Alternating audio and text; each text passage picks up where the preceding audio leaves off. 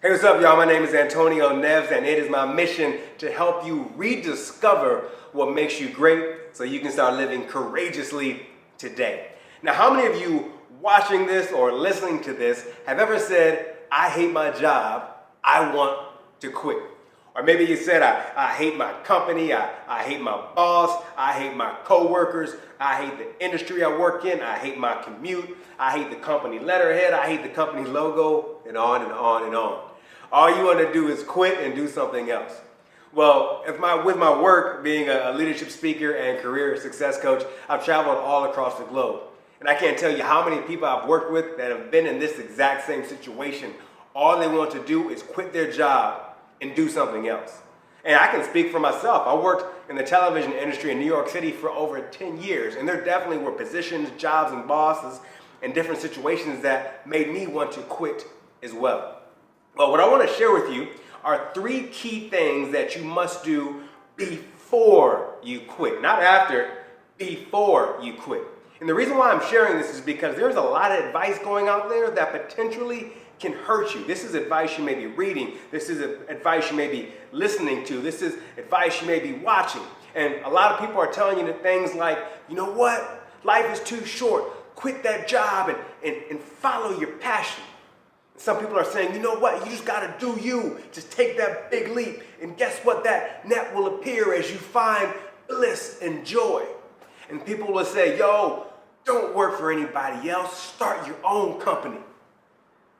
Okay, well, let me tell you a couple things. First, passion is important, and I can tell you that passion won't always pay your rent, and it won't always pay your mortgage. Let's get that out of the way.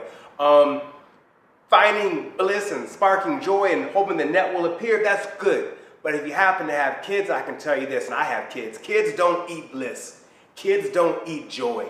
They eat oatmeal and vegetables and chicken and all that other stuff. Just want you to be aware. And others are going to say, oh, start your own company, become an entrepreneur.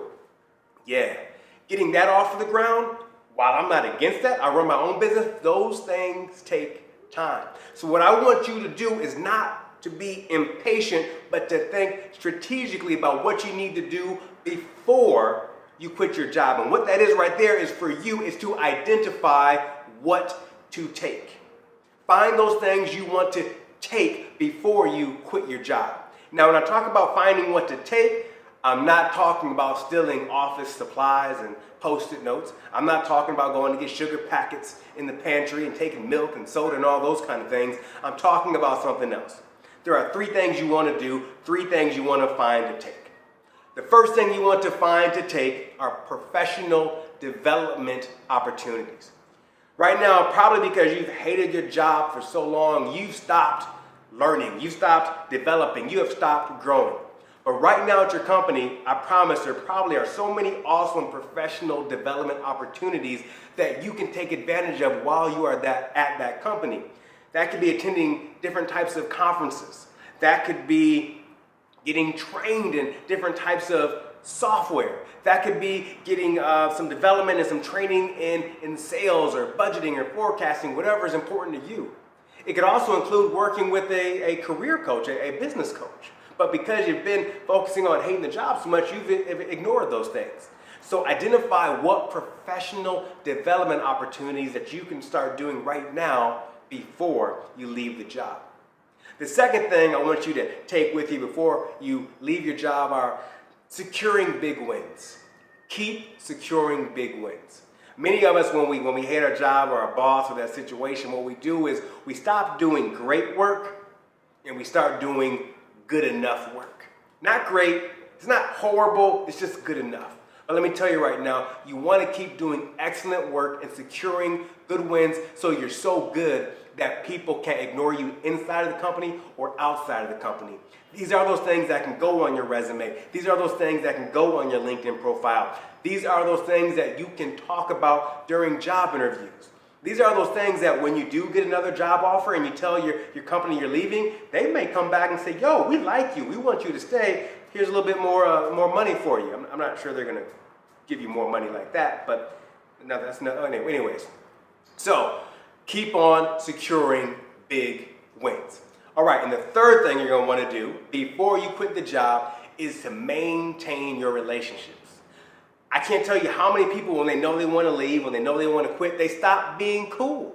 They stop being nice to people. They start being rude.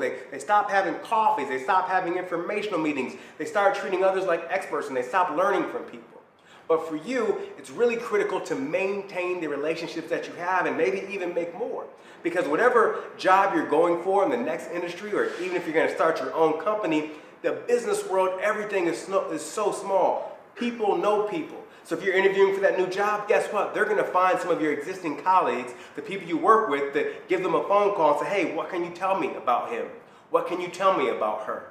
Even if they're not listed on your references. Or maybe you're starting your own company down the road, and your company you work for could be a client of yours. If you leave being a jerk or being associated with being a jerk, they're not going to want to do business with you. So you got to make sure you maintain those relationships. So what I'm inviting you to do is to think strategic.